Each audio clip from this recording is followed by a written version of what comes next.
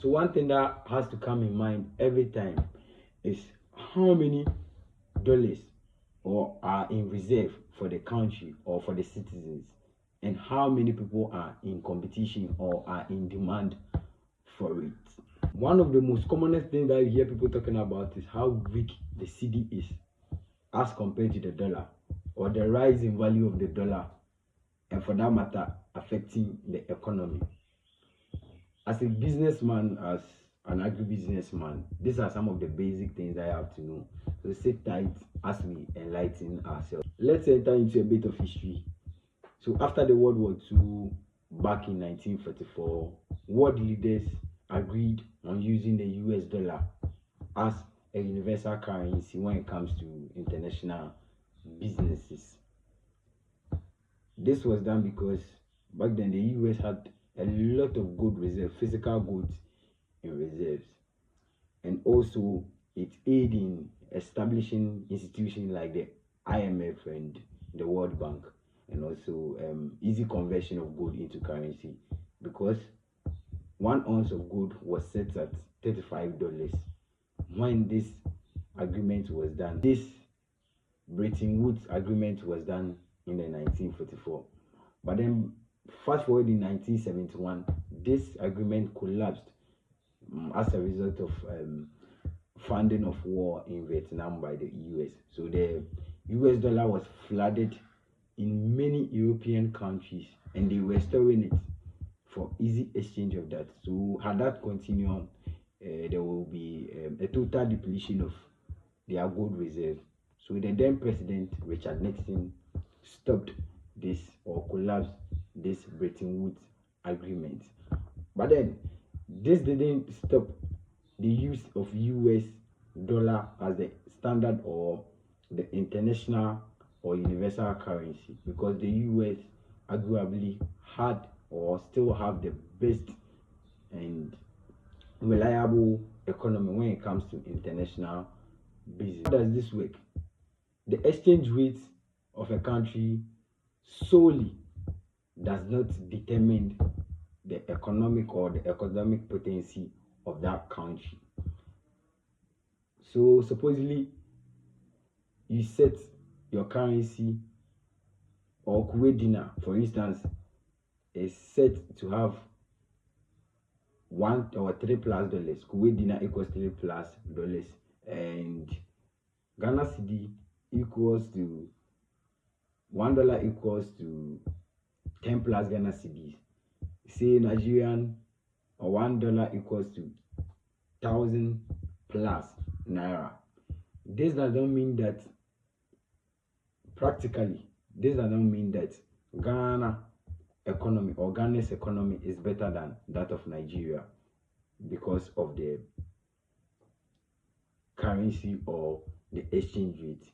It does not solely determine the potency or the potential, or how good or how well the economy is. So how then does exchange rate occurs, or how does it work? It works on the principle of demand and supply. What is the current number of US dollars in the country, and what is the current number of demand for US dollars in the country? So there could be billions of US dollars in the world, but then what do Ghanaians have in the country? That's what we are talking about. So supposedly we have, or the Bank of Ghana has $10 million in store, $10 million US dollars in store, and investors are demanding $80 million for international businesses.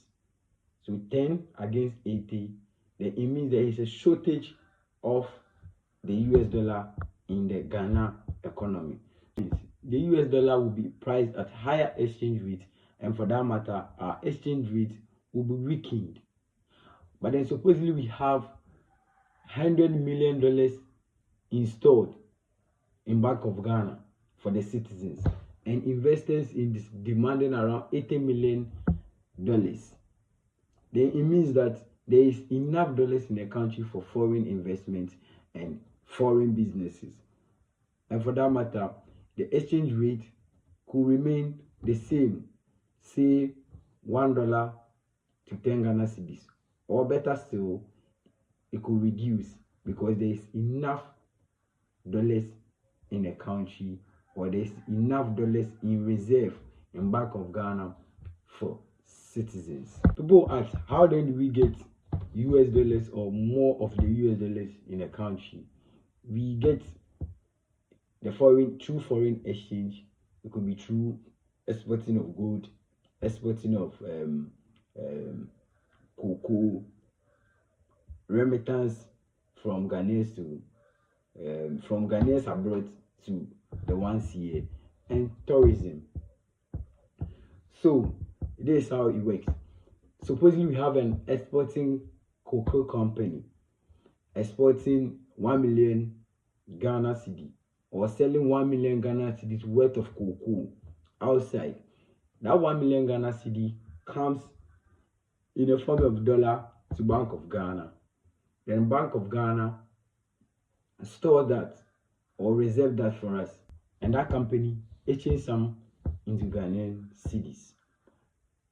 And another company who is doing business outside, importations, comes to Ghana, or Bank of Ghana comes to Bank of Ghana, demands 500,000 Ghana cedis, or $500,000. Sorry, $500,000. Then Bank of Ghana, because there's 1 million US dollars in the system, Bank of Ghana can get enough and exchange it for this importing company, which needs about 500,000 US dollars. So this is how it works. But then solely exchange rate or dollar does not determine the potency or how good or how well economy performs. Exchange rate alone doesn't work like that, or exchange rate alone doesn't do that. It's more like currency having different units compared to distance. Kilometers, 1 kilometer equals to 1,000 meters.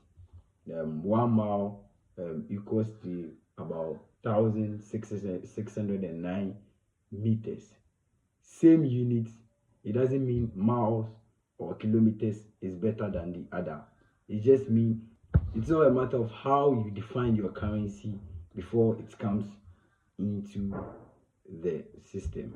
So anytime you hear of exchange rate, think about how many dollars are in reserve in a country for the citizens or for investors or businessmen, and how many people are in competition for it.